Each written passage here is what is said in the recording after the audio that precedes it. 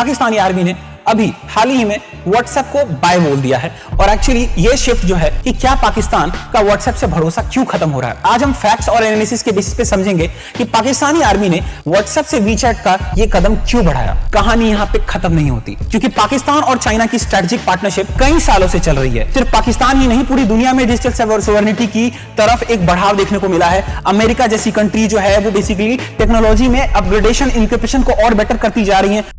बात मजाक की हो और जिक्र पाकिस्तान का ना हो, ऐसा कभी हो सकता है क्या?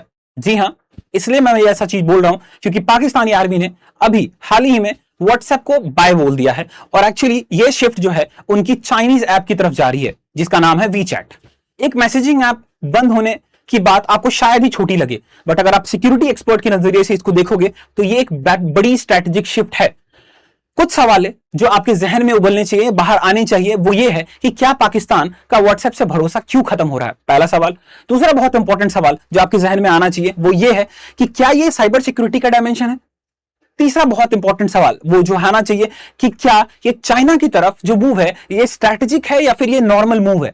तीसरा के बाद जो सबसे इंपॉर्टेंट जो यूपीएससी डायमेंशन के लेवल पे कि इसका इंडियन सिक्योरिटी के डायमेंशन पे क्या इंप्लीकेशंस हो सकते हैं।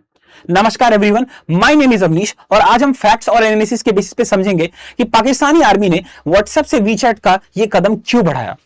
सबसे पहले समझते हैं कि ये एक्चुअली न्यूज क्या है। ठीक है, रिपोर्ट्स के हिसाब से अगर आप जाओगे तो आपको ये चीज समझना होगा कि गवर्नमेंट जो पाकिस्तान की जो आर्मी है उन्होंने बेसिकली मिलिट्री पर्सनल के ऑफिशियल कम्युनिकेशंस के लिए व्हाट्सएप का इस्तेमाल पे बंद कर दिया है और वीचैट को इस्तेमाल करने के लिए सलाह दिया है। सबसे इंपॉर्टेंट ये है और इसका जो ऑफिशियल कंसर्न रेज किया गया है वो ऑपरेशनल सिक्योरिटी बोला गया है।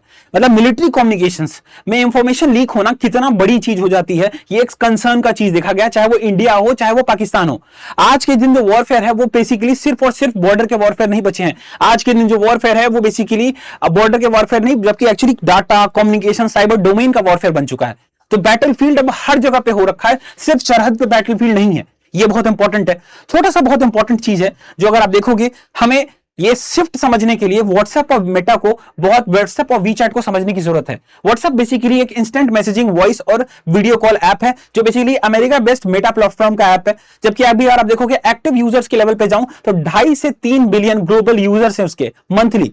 जबकि अगर आप प्रेजेंस के लेवल पे और रीच के लेवल पे जाते हो तो एक्चुअली ये ग्लोबल प्रेजेंस है इसका व्हाट्सएप का। वहीं वीचैट के लेवल पे जाते हैं तो उसको सुपर ऐप का दर्जा दिया गया क्योंकि उसमें मल्टीपर्पज तरीके से काम होती है, चाहे वो मैसेजिंग हो, चाहे वो सोशल पेमेंट्स हो, चाहे वो बेसिकली पेमेंट सर्विसेज हो, ये सारी चीजें। और ये एक चाइनीज बेस्ड प्लेटफॉर्म टेंसेंट का ऑर्गेनाइजेशन का प्रोडक्ट है। इंपॉर्टेंट ये चीज है कि 1.3 से 1.4 बिलियन इतने यूजर्स हैं, मेजरली ये लोग चाइना बेस्ड है। उसके बाद में एक सबसे इंपॉर्टेंट है कि अगर रीच के लेवल पे जाएंगे तो जो मेनलैंड चाइना है और एशियन डियास्पोरा, वहां पे ये चीज ज्यादा देखने को मिलता है। बट सवाल क्या है?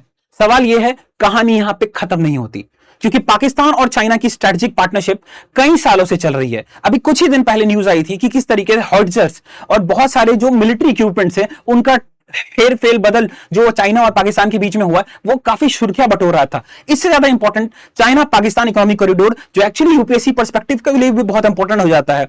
Defence cooperation, military exercises, technological exchanges, ये सारा चीज पाकिस्तान और इंडिया के जो एक्सचेंजेस हैं वो इंडिया के लिए कॉज ऑफ वरी बन चुके हैं। यह सब दिखाता है कि दोनों देशों की रिलेशनशिप सिर्फ इकोनॉमिक नहीं है बल्कि स्ट्रैटेजिक भी हो चुकी है।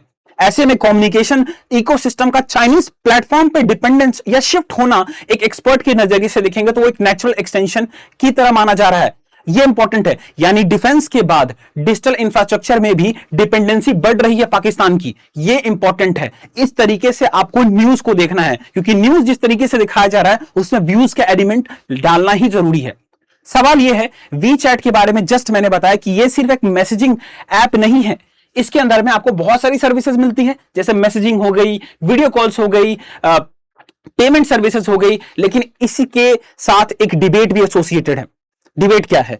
कई वेस्टर्न कंट्रीज ने चाइनीज प्लेटफॉर्म खासतौर पे वीचैट को बैन कर रखा है। हवाला क्या दिया? डेटा सिक्योरिटी और नेशनल सिक्योरिटी का पर्सपेक्टिव लगा रखा है। इंडिया खुद ने बेसिकली 2020 में इसको बैन कर रखा है।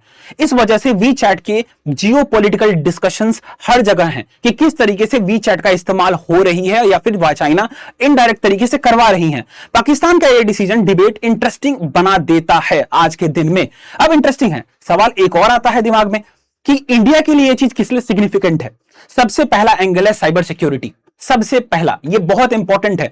दूसरा सबसे बड़ा एलिमेंट है वो है डिजिटल सोवरेनिटी, ये इंपॉर्टेंट एंगल आता है। तीसरा एंगल जो बहुत है important, that is India China Pakistan की जो ट्रायंगल है, ये इंपॉर्टेंट है, ये इंपॉर्टेंट है। आज कम्युनिकेशन प्लेटफॉर्म भी इतने ज्यादा स्ट्रैटेजिक बन चुके हैं, जितना इंपॉर्टेंस आप पोर्ट्स, हाईवेज और ऑयल रूट्स को देते हो, उस लेवल का ही आज इंपॉर्टेंस डिजिटल नेटवर्क और नेशनल सिक्योरिटी के लेवल पे आ चुकी है। ये इंपॉर्टेंट है।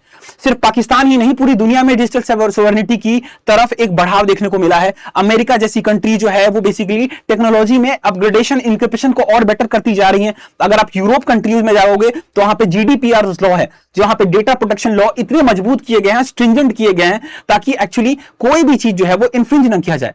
चाइना अपना डिजिटल इकोसिस्टम खुद बेसिकली डेवलप कर रही है, और वहां पे इंडिया खुद कोशिश कर रही है कि वो अपनी डिजिटल पब्लिक इंफ्रास्ट्रक्चर को और बेटर करे और इंडिजिनस टेक्नोलॉजी की तरफ मूव करे। यानी टेक्नोलॉजी अब सिर्फ बिजनेस नहीं रहा, जियोपॉलिटिक्स का भी एक मेजर टूल बन चुका है। सबसे इंपॉर्टेंट है। अब सवाल आता है इसमें यूपीएससी का क्या डायमेंशन है। यूपीएससी का बहुत इंपॉर्टेंट एलिमेंट है, जो हमें हर एक न्यूज के साथ में व्यूज वाले एलिमेंट में डालना है।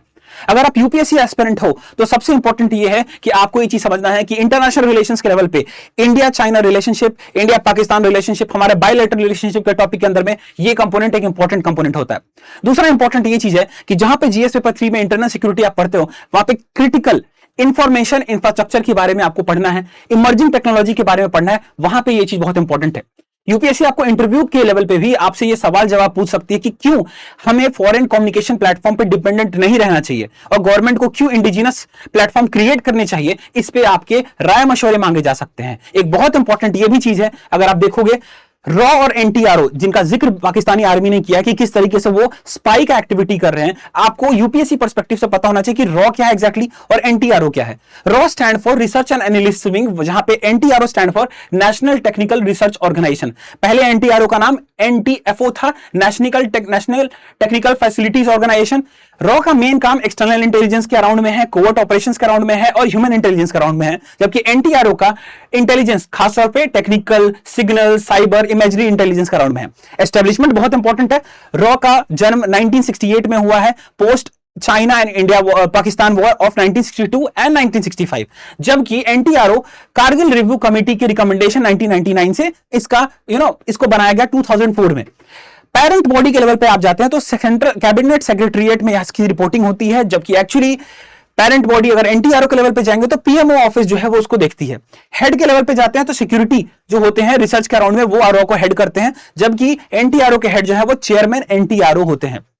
अब सबसे इंपॉर्टेंट ये है, हमने यूपीएससी डायमेंशन को भी देखा। पाकिस्तानी आर्मी का व्हाट्सएप से वीचैट की तरफ जो शिफ्ट है उसको आप बदलने की कोशिश, जो ऐप बदलने की बात हो रही है, इसमें ये चेंजिंग पॉलिटिक्स आज के दिन दिखा क्या रहा है। आपको समझना होगा कि ये एक चेंजिंग जियोपॉलिटिक्स दिखा रहा है, ये साइबर सिक्योरिटी कंसर्न को दिखा रहा है, डिजिटल डिपेंडेंस को दिखा रहा है और ये स्ट्रेटेजिक पार्टनरशिप को भी हाईलाइट कर रहा है। 21st सेंचुरी में अब आपको यह भी समझना होगा कि सिर्फ और सिर्फ the war is not only about missiles, tanks, it is about data, it is about network, it is about having secure communications. इतना ही वो पावरफुल बन चुके हैं। अगर आपके पास में ये सब चीज नहीं है, आप उतने पावरफुल और इतने स्ट्रैटेजिक, इतने विश्वगुरु क्लेम नहीं कर सकते। तो आपको क्या लगता है, मैं आपसे ये ओपिनियन जानना चाहूंगा, आपको एग्जैक्टली लगता क्या है कि क्या मिलिट्री कम्युनिकेशंस के लिए फॉरेन ऐप पे निर्भर रहना सही है या हर देश को अपना एक सिक्योर कम्युनिकेशन इकोसिस्टम बनाना चाहिए? अपनी राय कमेंट में जरूर बताएं। मिलते हैं अगले एनालिसिस में एक साथ। जय हिंद।